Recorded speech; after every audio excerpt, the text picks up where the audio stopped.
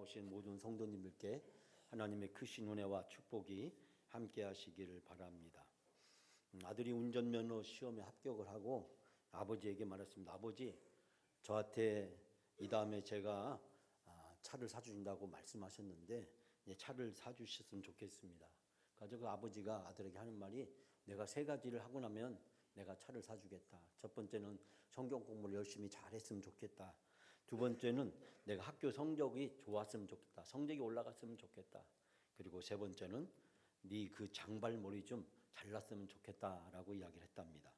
그리고 몇 달 지난 다음에 아들이 의기양양하게 아버지한테 왔어. 아버지, 저 학교 성적이 올랐어요. 성경 공부도 열심히 하고 있어요. 그러니까 이젠 차를 좀 사주시죠. 그렇게 얘기했답니다. 그래서 아버지가, 그래, 너는 성경 공부도 열심히 했고 학교 성적도 올랐어. 그런데 넌 아직 머리를 안 잘랐지 않냐? 그렇게 얘기하니까 그 아들이 하는 말이, 저도 곰곰이 생각해 봤는데요, 머리가 이렇게 긴 것이 좋은 거더라고요. 예수님도 머리가 길었잖아요. 삼손도 머리가 길었다가 그 머리 자르고 나서 바보가 됐잖아요. 제 머리 잘랐다가 바보가 되면 어떻게 되겠어요? 위대한 분들은 다 머리가 길었더라고요. 그래서 아버지가 그 아들에게 이렇게 얘기했습니다. 그래 아들아, 참 맞는 말이다. 그런데 그분들은 다 걸어 다녔단다. 그렇게 얘기했답니다. 무슨 이해하셨죠? 그분들은 어떻게 했다고요? 다 걸어 다녔다고. 아들의 말이 맞는 말인지 아버지의 말이 맞는 말일까요? 여러분 집에는 이런 아들 있으세요? 저는 이런 아들이 없습니다. 집에. 얼마나 감사한지 모르겠습니다. 우리 대림절은 교회력이 시작입니다. 여러분이 잘 알다시피 예수님의 처음 오심을 기다리며 또 예수님의 처음 오심을 기념하면서 다시 오심을 기다리는, 그래서 우리가 이제 교회력이 바로 이 12월 첫째 주부터 시작돼서 3주간 대림절이 지나가고 성탄절이 오게 되고 예수님께서 세례를 받으신 이제 주연절이 1월 초에 오게 됩니다. 그리고 2월 중순이 지나서 제수요일부터 시작을 해서 사순절 기간이 시작이 되고, 이 사순절 마지막 한 주일을 우리가 종료주일과 고난주간과 부활주일로 지키게 됩니다. 그리고 나서 50일 성령 강림절을 이제 보내면서 성령이 이 땅에서 오신 그리고 삼위일체 주일을 우리가 보내게 됩니다. 예수 그리스도의 생애를 우리가 1년 동안 돌이켜보면서, 즉 예수님이 오시게 됨을 기다리면서 예수님의 오심을 맞이하면서 예수님의 세례와 공생의 사역을 통해서 또 십자가와 부활을 통해서 또 성령의 능력을 통해서 1년 365일을 영적으로 우리가 교훈해 주는 기간을 교회력이라고 이야기를 합니다. 영국의 신학자인 이 폴라 구더라는 사람은 기다림의 미학이라는 책에서 다음과 같은 이야기를 하고 있습니다.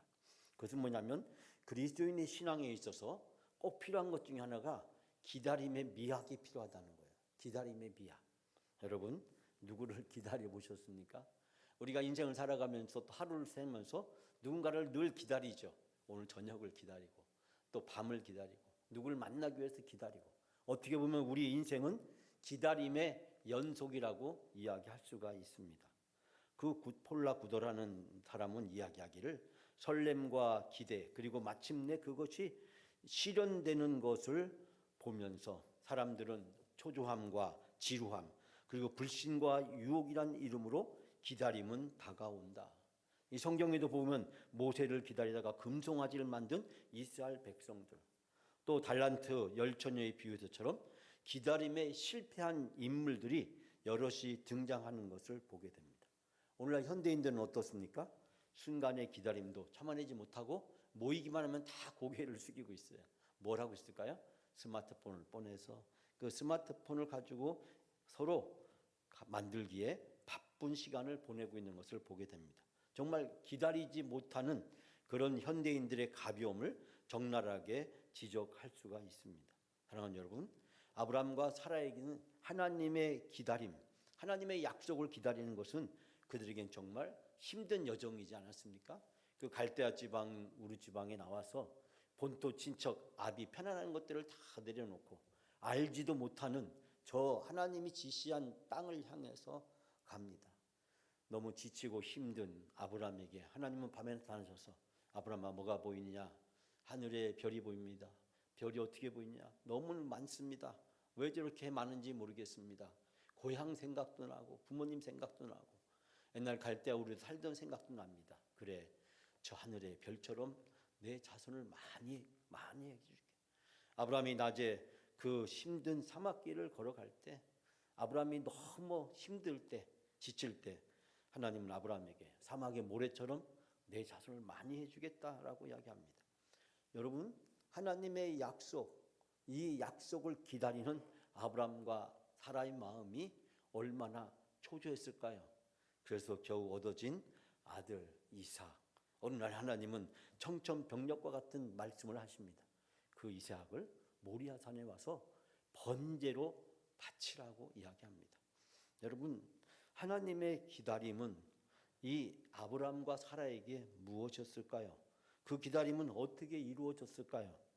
구약에 보면 여호와의 날을 기다리면서 메시아가 오기를 간절히 기다리는 선지자의 메시지들이 가득한 것을 우리는 발견하게 됩니다. 세례 요한은 자기 뒤에 오시는 예수 그리스도를 기다리며 그분이 오셔서 이룰 일을 간절히 사모하면서 그분의 오심을 준비했던 세례 요한의 모습을 발견하게 됩니다. 뿐만 아니라 마리아는 예수님의 탄생에서 죽음까지 그리고 성령의 오심까지 평생 기다렸던 그 기다림의 영광과 외로움과 고독과 괴로움을 발견하게 됩니다. 성전에서 안나는 메시아 그분이 오시기를 평생 동안 기도하며 기다리고 있었던 모습을 이야기합니다. 정말 성경에 보면 이처럼 기다림의 삶을 살았던 기다림의 연속이었던 수많은 사람들의 이야기를 우리에게 소개하고 있습니다. 저는 이번 대강절을 보면서 우리가 기다림이라는 것이 무엇일까? 기다림이라는 것은 무엇을 의미하는 걸까? 기다림의 미학, 기다림의 신앙을 가지고 살아가는 것은 무엇일까? 저는 이 글을 읽으면서 그런 생각했습니다. 기다림은 힘들고 어렵지만 그러나 믿음을 가지고 기다리는 성도들에게 기다림은 은혜다. 기다림은 은혜다. 하나님은 기다림을 통해서 우리에게 하나님이 우리를 얼마나 사랑하시는지, 우리를 위한 계획이 얼마나 샘세하신지, 그리고 신실하신 하나님은 그 기다림의 약속을 반드시 이루어 주시는 하나님이다라는 생각을 하게 되었습니다. 연말 성탄절을 기다리면서 또 새해를 기다리는 여러분들에게 기다림의 은혜가 함께 하시기를 축복합니다. 저는 오늘 주신 말씀을 통해서 4가지 주시는 말씀의 은혜를 함께 나누려고 합니다. 첫 번째는 세상의 종말은 반드시 온다라고 하는 것입니다. 24절, 25절 말씀 우리가 함께 다 같이 봉독합니다. 그때 그 환난 후 해가 어두워지며 달이 빛을 내지 아니하며 별들이 하늘에서 떨어지며 하늘에 있는 권능들이 흔들리로다. 아멘. 그 환난이 지난 때, 즉 종말의 징조에 대해서 성경은 전쟁과 지진, 또 기근과 각종 질병, 천재이변의 현상, 마태복음 23장, 24장뿐만 아니라 또 베드로후서에서 요한계시록을 통해서 성경 도처에서 종말의 징조에 대해서 우리에게 이야기하고 있고, 또 구약시대부터 시작해서 세상의 종말에 관련돼서 예고되어 오는 각종 징조들에 대해서 우리에게 소개해주고 있습니다. 예수님께서는 시간이 지남에 따라 이러한 징조들이 더욱 빈번하게 우리에게 일어날 것임을, 그러나 성도들은 그 종말의 징조 앞에서 두려워하지 말라고 말씀하고 있습니다. 종말의 징조 앞에서 두려워하지 말라고 이야기합니다. 사이비와 이단들은 이 종말의 징조를 가지고 많은 사람들을 겁박하고 잘못된 길로 사람들을 끌고 가는 모습을 발견하게 됩니다. 사이비단들의 공통적인 특징이 하나가 이 종말의 징조를 가지고 성도들을, 사람들을 위협하고 협박할 뿐만 아니라 거짓으로 사람들을 이끌어 간다는 것입니다. 여러분, 이 징조들은 어디까지나 세상의 종말이 가까웠음을 예고해주는 사건들입니다. 그러나 이 사건들이, 이 징조들이 역사의 종말을 이야기하는 것은 아니라고 하는 것입니다. 그렇기 때문에 우리는 이 종말과 그리고 그 징조들에 대해서 불필요한 두려움이나 또 공포에 사로잡힐 필요가 전혀 없다는 사실을 발견하게 됩니다. 우리는 이 징조를 목격할 때 오히려 예수님의 재림이 가까웠음을 인식해야 됩니다. 그리고 임박한 환난의 때에 우리가 이 모든 것을 이겨낼 수 있도록 영적으로 무장해야 될 줄 믿습니다. 그럴 때 하나님은 이 모든 것을 이겨낼 수 있는 믿음을 우리에게 주시는 줄 믿습니다. 공포나 두려움이 아니라 평안과 기쁨을 주는 것, 그것이 주님이 주시는 영적 교훈인 줄 믿습니다. 대림절을 보내면서 한 해의 종말과 그리고 새로 시작되는 새로운 한 해를 고대하면서 우리가 기다려야 될 것은 날마다 종말적인 믿음과 신앙을 가지고 하나님 앞에 우리 자신을 세워야 된다는 사실입니다. 사랑하는 여러분, 여기까지 인도하신 하나님이 앞으로도 우리의 길을 인도해 주시고 그 어떠한 상황 속에서도 하나님은 우리를 심판하시는 것이 아니라 우리를 구원하시는 신실하신 하나님이 여러분과 함께하여 주실 줄 믿습니다. 어떤 상황 속에서도 하나님의 하시는 일은 우리에게 공포와 두려움을 주는 것이 아니라 하나님의 자녀들에게 평안과 기쁨을 주시는 하나님이신 줄 믿습니다. 내가 너에게 주노니 평안을 끼치노니 너희는 두려워하지 말라고 주님은 말씀하셨습니다. 우리가 한 해를 보내고 새해를 맞이하면서 이 주님이 주시는 평안이 여러분에게 함께 하시기를 주님의 이름으로 축복합니다. 두 번째, 예수님은 초림 때와 다른 모습으로 재림하십니다. 26, 27절 말씀에 말씀하고 있습니다. 다 같이 26, 27절 함께 봉독합니다. 그때 인자가 구름을 타고 큰 권능과 영광으로 오는 것을 사람들이 보리라. 또 그때 그가 천사들을 보내어 자기가 택하신 자들로 땅끝으로부터 하늘 끝까지 사방에서 모으리라. 아멘. 구름 타고 오는 것을 보시리라. 여러분, 하나님이 천군 천사 그리고 동방박사와 목자들을 제외하고 예수님이 이 세상에 처음 오실 때 그 처음 오심의 모습을 우리는 마태복음과 누가복음을 통해서 상세하게 그 말씀이 기록되어 있는 것을 알 수 있습니다. 예수님이 처음에 어떤 모습으로 오셨습니까? 예수님은 이 세상에 우리를 섬기러 오셨고 가장 낮은 모습으로 오셨습니다. 예수님은 말구가에 태어나셨고 헤로디라는 사람에 의해서 죽음의 고비를 넘나들어 했고 요셉과 마리아는 그 어린 아기를 데리고 애굽으로 피난을 가기까지도 해야만 했습니다. 예수 그리스도가 이 세상에 처음 오심으로 말미암아 우리 모든 사람은 구원을 받을 수 있게 되었고 우리 모든 사람은 하나님의 자녀로 살아가는 놀라운 은혜와 축복을 베풀어 주셨습니다. 예수님의 처음 오심은 이처럼 우리 모두에게 큰 기쁨을 주었지만 예수님은 그 기쁨을 주기 위해서 그는 이 세상에서 하늘의 높고 높은 보좌에서 이 세상에 오셔야 했고 말구간에 태어나셔야 됐고 죽음의 고비를 넘기셔야만 했고 그리고 제자들의 발을 씻겨 주시고 가난하고 병든 자를 귀신 들린 자를 찾아다니시면서 천국 복음을 전파하시고 온갖 조롱과 멸시 속에서 십자가에서 여러분과 저를 대신해서 죽으셔야만 했습니다. 예수님의 처음 오심은 하나님의 가슴 아픈 사랑을 우리는 구구절절히 발견하게 됩니다. 하나님은 우리를 위해서 여러분과 저를 구원하기 위해서 가슴 아픈 사랑으로 이 세상에 오셨습니다. 그러나 예수님의 다시 오심에 대해서 성경은 오늘 본문에서 분명하게 말씀하고 있습니다. 큰 권능과 영광으로 구름 타고 이 세상에 오시리라. 예수님이 처음 오실 때와 전혀 다른 모습으로 다시 이 세상에 오실 것임을 이 말씀은 선포하고 있습니다.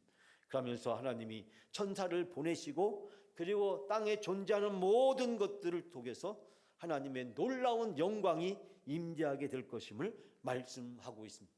예수 그리스도의 다시 오심, 그것은 바로 아픈 사랑의 몸짓으로 오셨던 처음 오심과 다르게 영광과 기쁨으로 천국의 영원한 소망을 선포하시고 그 하나님 나라가 이 땅에 장엄하게 이루어지는 감격과 기쁨으로 우리 앞에 펼쳐지게 될 줄 믿습니다.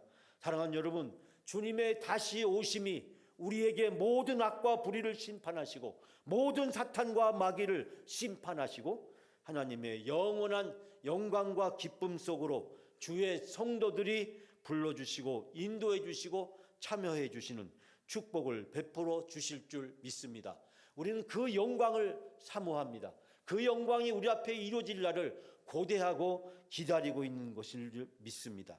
대림절을 보내면서 그 영광이 임재하게 될 날, 내가 주님 앞에 불려 나가게 되고 그 영광에 감격과 기쁨으로 참여하게 될 줄 믿습니다. 이것이 성도의 미래고 예수 그리스도의 재림을 통해서 확정된 하나님의 놀라운 계획인 줄 믿습니다. 우리는 이 확정된 하나님의 놀라운 계획 앞에서 감격과 기쁨을 가지고 소망을 가지고 예수 그리스도의 다시 오심을 기다리는 재림의 믿음과 신앙을 가지고 살아야 될 줄 믿습니다. 세 번째로 깨어서 종말을 항상 준비하고 있어야 됩니다. 예수 그리스도를 통한 하나님의 확정된 계획, 즉 예수 그리스도의 재림이 펼쳐질 그날을 우리는 항상 깨어서 준비하고 있어야 됩니다. 28절에서 33절까지 말씀에서 자세히 설명을 하고 있습니다. 특별히 무화과나무의 비유를 통해 설명을 하고 있는데요, 우리가 32절, 33절 두 절만 이 시간 다 같이 함께 봉독합니다. 그러나 그날과 그때는 아무도 모르나니 하늘에 있는 천사들도 아들도 모르고 아버지만 아시느니라. 주의하라, 깨어 있으라. 그때가 언제인지 알지 못하니라. 아멘. 이 본문의 말씀은 우리가 알다시피 28절 이하에서 무화과 나무의 비유를 소개하고 있습니다. 마태복음과 누가복음에도 공통적으로 이 이야기를 소개하고 있습니다.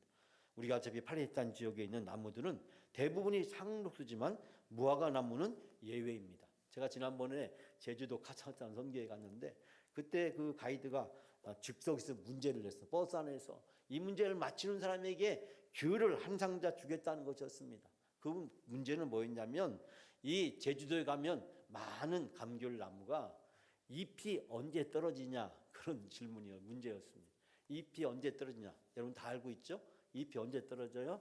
어떤 분은 가을에 떨어진다, 어떤 분은 겨울에 떨어진다, 뭐 여러 가지 이야기를 했는데 저는 그 순간 딱 떠올랐습니다. 왜냐하면 제가 제주도를 봄에도 가보고 여름에도 가보고 가을에도 가보고 겨울에 가봤는데 항상 사철나무처럼 이 측백나무처럼 잎이 항상 달려있는 모습을 봤어요. 그래서 저는 떨어지지 않는다라고 해서 제가 그 가이드가 말 끝나기 무섭게 손을 번쩍 들어가지고 제가 떨어지지 않는다라고 했더니 어떻게 그걸 알고 있었냐고, 기분 나쁘다고. 그런데 제가 기분 나빠서 귤 한 상자 보내준다고 해서 제가 귤 한 상자를 받아서 먹었습니다. 여러분, 이 팔레스타인에 있는 나무들도 대부분의 상록수인데 그러나 이 무화과 나무만 예외였다는 것입니다. 상록수 나무라는 것은 늘 잎이 푸르렀다는 것입니다.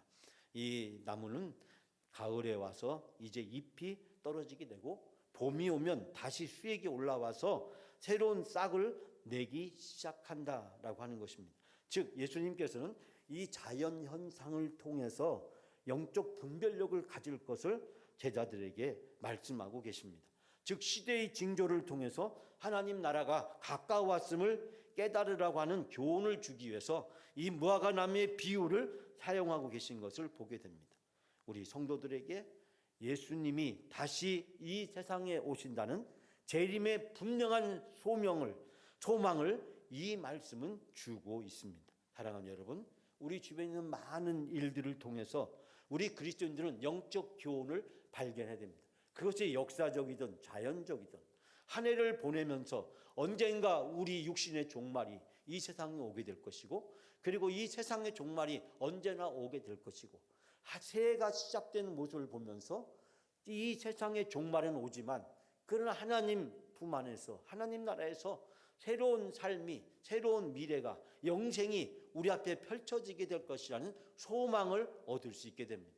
그렇기 때문에 우리는 자연의 변화를 통해서 영적 교훈과 깨달음을 얻지만 그러나 그 자연의 변화를 통해서 우리는 절망하지 않습니다. 마지막 입자라고 하는 유명한 단편소설을 여러분은 알고 있습니다. 사랑하는 여러분, 우리 인생의 마지막 입세는 없습니다. 왜냐하면 우리 인생에 떨어질 마지막 입세가 존재하지 않기 때문입니다. 성도에게 있어서 마지막 입세가 존재하지 않는 것은 이미 예수 그리스도를 통해서 영생의 소망이 우리에게 주어졌기 때문인 줄 믿습니다. 우리에게 절망이 없습니다. 우리에게는 희망만이 있는 삶인 줄 믿습니다. 종말은 이 세상에 대해서 끝을 이야기하지만 그러나 종말은 하나님 안에서 영원히 시작되는 새로운 출발이자 시작인 줄 믿습니다. 그리스도는 육신의 죽음 앞에서 사람들은 탄식하며 고고를 합니다. 그래서 사람들은 영결식이라는 말을 사용합니다. 영원한 결별을 한다는 것입니다. 다시 만날 수가 없기 때문에 고고를 하고 통곡을 하고 부르짖고 울부짖는 것입니다. 왜냐하면 다시 만날 수가 없기 때문에, 이 죽음으로서 영원히 끝났기 때문에 그들은 영결을 합니다. 그러나 우리는 영결을 하지 않습니다. 왜냐하면 우리는 다시 만날 것이기 때문에. 그래서 우리는 천국 입성식이라고 하고 천국 환송식이라는 말을 장례식에서 사용한 이유가 바로 거기에 있는 것입니다.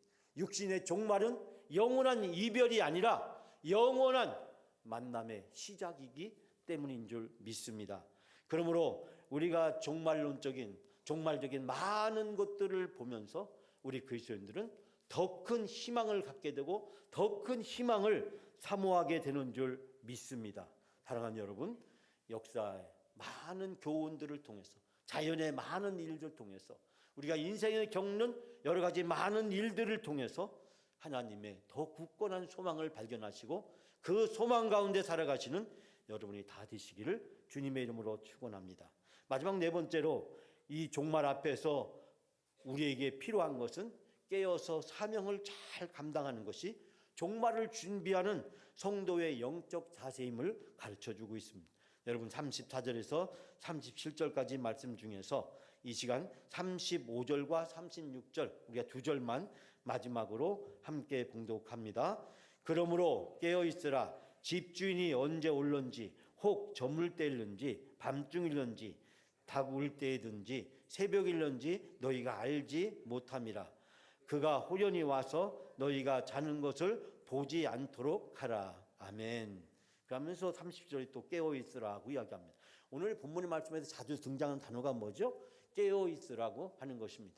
즉 종말의 시대에 우리가 가져야 될 영적인 자세는 깨어있는 것이다 라고 이야기할 수 있습니다. 오늘 본문의 말씀에서 보면 한 사람의 이야기를 통해서 이야기를 하는데, 한 사람이 타국으로 갈새 그 종들에게 고난을 주었다. 이 사건은 당시 예수님 당시대 팔레스타인에서 있었던 일이었습니다. 즉 헤로지라고 하는 왕이 이 로마에 가서 이 팔레스타인 지방을 다스릴 수 있는 통치 권한을 위임하기 위해서 길을 떠나게 되었습니다. 그러면서 그는 자기의 부하들에게 각각 그 마을들을 나눠주고 그 마을들을 잘 자기가 돌아올 때까지 관리하도록 했다라고 하는 것을 우리는 발견할 수 있게 됩니다. 역사적 실제였던 이 사건을 통해서 예수님은 그 예화를 들으면서 하시는 말씀이, 그 주인이 언제 돌아올지 알지 못하기 때문에 주님이 돌아올 때 주님을 기쁘게 다시 맞이하려면 바로 그 사람은 깨어 있어야 된다. 그 깨어 있는 것은 뭐냐면 각 사람에게 일을 맡기고 그리고 그 일을 잘 감당하는 것임을 우리에게 이야기를 해주고 있습니다. 깨어 있는 것은 곧 주인을 맞이할 수 있는 준비가 되어 있는 거고, 주인이 자기에게 부여된 임무를 잘 감당하는 것임을 우리에게 말씀해 주고 있습니다. 이 마가복음에 나오는 이 독특한 이 집주인의 비유는 우리에게 있어서 종말의 시대에 우리가 가져야 될 영적 바른 자세가 무엇인지를 우리에게 이야기를 해주고 있습니다. 즉 주인이 언제 올지 모른다는 두려움과 공포를 가지고 살아가는 것이 바로 주인을 맞이하는 올바른 자세가 아니라, 주님이 언제 오더라도 주님이 나에게 주어진 사명과 역할을 잘 감당하였기 때문에 내가 주인이 언제 오더라도 주님 앞에 당당히 주님을 맞을 수 있는 준비가 되어져 있어야 된다는 사실입니다. 예수님께서는 예루살렘의 멸망과 종말을 예언하시고 그러면서 성도들이 영적으로 어떤 자세를 가져야 되는지 오늘의 본문의 말씀을 통해서 이야기하고 계십니다. 즉 육신의 종말뿐만 아니라 영적으로 주님의 재림이 언제 우리에게 이루어질는지 우리는 알 수가 없습니다. 사랑하는 여러분, 지난 주일 전 데살로니가 3장 12, 13절 말씀에서 여러분에게 이렇게 그 말씀을 인용해 드렸습니다. 우리가 너희를 사랑한 것 같이 너희도 피차간에 모든 사람에 대한 사랑이 더욱 넘치게 하고 너의 마음을 굳건하게 하고 우리 주 예수 그의 모든 성도들과 함께 강림하실 때 하나님 우리 아버지 앞에서 거룩함에 흠이 없게 하기를 원하노라. 우리가 여러분을 사랑한 것 같이 주님께서도 여러분끼리 서로 사랑을 나누는 것과 모든 사람에게 베푸는 여러분의 사랑을 풍성하게 해주시고 넘치게 해주시길 빕니다. 그래서 주님께서 여러분의 마음을 굳게 해주셔서 주 예수께서 그분이 모든 성도들과 함께 오실 때 하나님 아버지 앞에서 거룩함에 흠잡을 데가 없게 해주시기를 빕니다. 사도 바울이 데살로니가 교인들을 향해서 이미 하나님과 사도 바울을 통해서 받은 그 풍성한 사랑이 데살로니가 교인들을 통해서 이제 분열되어 있는 데살로니가 교회 안에서 유대파든 헬라파든 서로 사랑으로 풍성해지고 그 풍성해진 사랑이 교회 공동체 안에서 이루어질 뿐만 아니라 이제 교회 밖에 있는 다른 사람들에게도 그 사랑이 나누어지고 전해지기를 간절히 간구하고 있는 사도 바울의 마음을 발견하게 됩니다. 데살로니가의 교인들의 그 순수한 믿음 앞에서 이제 교회의 분열을 예수 그리스도의 사랑으로 이겨내고 그 풍성한 사랑이 교회 안에서 모든 구성원들에게 넘치게 역사할 뿐만 아니라 그 사랑에 힘입어서 이제 세상 밖으로 아직 예수님을 알지 못하는 데살로니가 지역에 있는 많은 사람들에게 그리스도의 사랑이 전해지기를 간절히 원하면서 그것이 바로 주님의 재림 시대에 종말론적인 신앙을 가지고 살아가는 성도의 자세임을 이야기하고 있습니다. 내가 이미 받은 사랑을 나와 함께하는 모든 공동체의 구성원들과 그리고 아직 예수 그리스도 그분을 알지 못하는 사람들에게 전해주고 베풀어주고 섬기는 것이 우리가 이 종말의 시대에 가져야 될 올바른 기다림의 신앙임을 이야기하고 있습니다. 사랑하는 여러분, 성탄절을 기다리면서 새해를 기다리면서 인생의 수없이 많은 기다림의 시간들을 통해서 우리가 가져야 될 참다운 기다림의 신앙은 무엇일까요? 그 기다림은 우리에게 공포와 두려움도 아니고 불확실한 어떤 절망과 좌절을 가져다 주는 것도 아니고 이미 확정된 하나님의 놀라운 계획 가운데 속에서 하나님의 선하고 아름다운 역사가 우리의 그 기다림 속에서 이루어지고 완성되게 될 줄 믿습니다. 그러므로 우리의 기다림은 절망이 아니라 불안이 아니라 염려가 아니라 근심이 아니라 걱정이 아니라 하나님이 예수 그리스도에서 확정해 주신 은혜요 축복이요 기쁨인 줄 믿습니다. 기다림의 신앙은 바로 소망의 신앙이고 어떤 상황도 이겨낼 수 있는 하나님의 놀라운 권능의 역사인 줄 믿습니다. 성탄절을 기다리면서 2023년 한 해를 보내고 새해를 기다리면서 우리 모두가 다 이 기다림의 신앙으로 깨어있는 성도들이 다 되시고 하나님의 더 굳건한 소망과 믿음을 가지고 살아가시는 여러분이 되시기를 주님의 이름으로 축원합니다.